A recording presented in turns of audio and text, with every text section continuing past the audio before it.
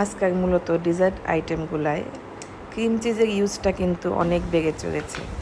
প্রায় বেশিরভাগ ডেজার্টেই cream cheese দিয়ে বানানো হয়। আর ক্রিম চিজ দিয়ে বানানো ডেজার্ট তো পছন্দ করে না এমন মানুষ খুঁজে না পাওয়া যায় না, সবাই পছন্দ করে। তো চলেন আজকে একদম কম খরচে ক্রিম চিজ বানিয়ে ফেলি। এখানে আমার ক্রিম চিজ বানানোর জন্য আমি 250 গ্রাম টক দই নিব, পানি ঝরিয়ে নিব। আমি একটা স্ট্রেনারে টক দইটা পানি ঝরানোর জন্য কিছুক্ষণ রেখে দিব। যেহেতু ক্রিম চিজগুলো একটু এক্সপেন্সিভ হয়, তো আমি চেষ্টা করছি একদম অল্প খরচে ঘরে বেশি পরিমাণে কিভাবে ক্রিম চিজ তৈরি করা যায় তা দেখানো। আসসালামু আলাইকুম, কেমন আছেন সবাই? এই তো আজকে আমি খুব সহজ উপায় ক্রিম চিজ বানানো দেখাবো। তো এখানে আমি 2 লিটার দুধ নিয়েছি। 2 লিটার দুধে আমি 3টা লেবু চিপে নিয়েছি, রস বের করে নিয়েছি। এখানে 3টা লেবু আমি অল্প অল্প করে দিয়ে দুধটা ছানা কেটে নিচ্ছি।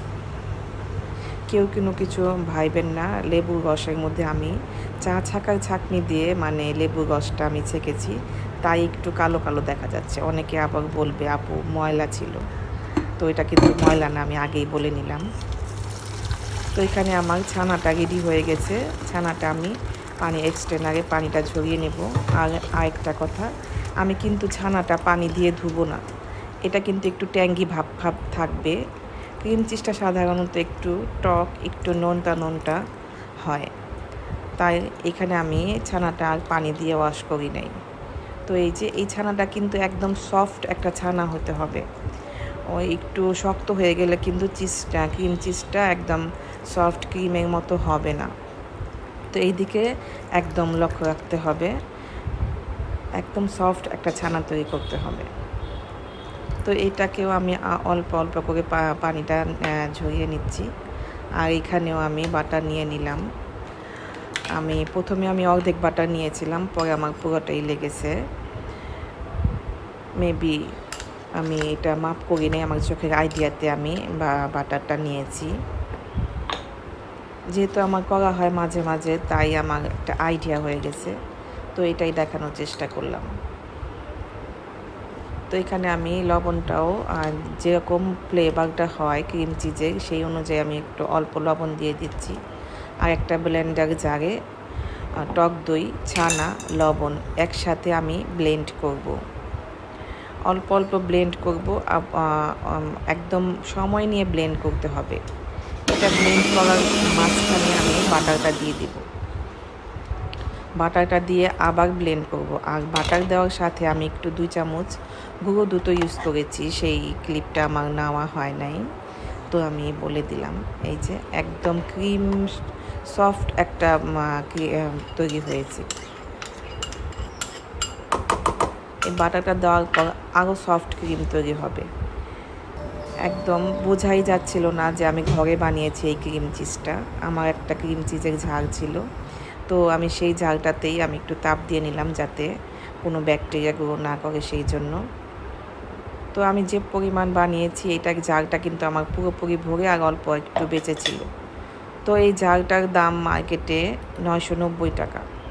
তো এখানে আমার মোটামুটি 250 টাকা খরচ করে 990 টাকার একটা ক্রিম চিজ হয়ে গেল। দারুণ না?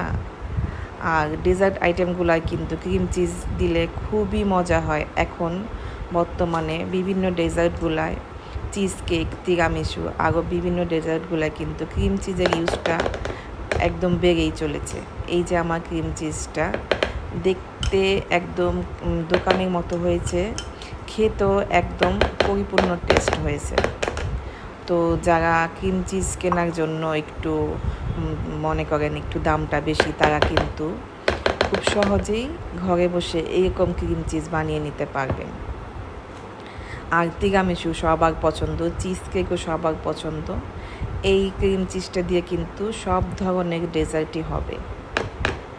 তো আমি এইটা দিয়ে একটু ম্যাঙ্গো চিজ কেক বানিয়েছিলাম, সেটা একটু শেয়ার করলাম। তো আমি এখানে ম্যাঙ্গো চিজ কেকে পুরোপুরি রেসিপিটা শেয়ার করিনি, অল্প একটু শেয়ার দেখানোর জন্য আমি শেয়ার করলাম যে আমি এই চিজটা দিয়েই আমি ম্যাঙ্গো চিজ কেক বানিয়েছি। আর এত মজা হয়েছিল চিজ কেকটা যে যারা খেয়েছে তারা বুঝতে পারবে যে কি মজা হয়েছে। তো এইভাবে সবাই বাসায় ট্রাই করতে পারেন। খুব অল্প খরচে একদম বেশি পরিমাণে ক্রিম চিজ।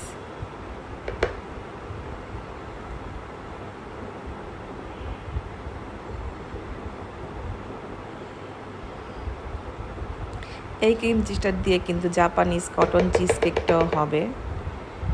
তো আর কেনা ক্রিম চিজ বাদ দিয়ে এখন ঘরেই তৈরি করতে পারেন কেনার মতো। এই তো আমার ম্যাঙ্গো চিজ কেক রেডি। এই তো, আল্লাহ হাফেজ।